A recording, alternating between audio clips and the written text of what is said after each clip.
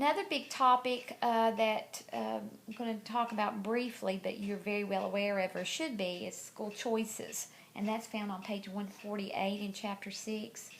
Um, it always has been, up until the last few years, that children were assigned to a public school based on their home address.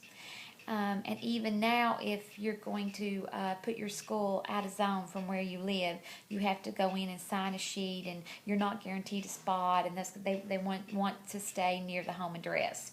Wherever your property is zoned to go. And it's a big deal because when people are house shopping, one of the things they look for, one thing that I looked for was which school would my children be going to, what is, according to our area, which school is designated as their home base.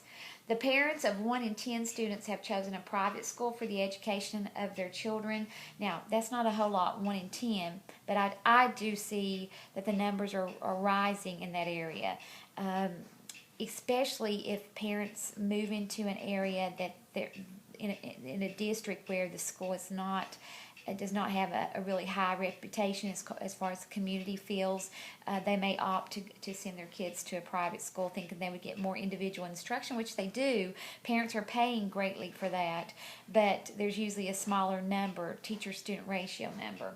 Other parents are choosing non-traditional schools such as charter or virtual schools just because they're put out with the public school system, or maybe it's the violence, or maybe it's the drugs. There's many reasons, and maybe it's just the trust that some families have lost in the public school system. Once again, teachers are taking credit for some things that's not our fault.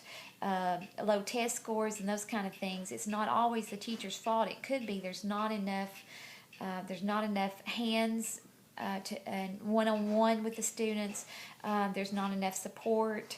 There's from parents or from administration, not enough supplies. There could be many reasons. But number one reason in the community's eyes will more than likely be teachers' fault. We will take the blame for that.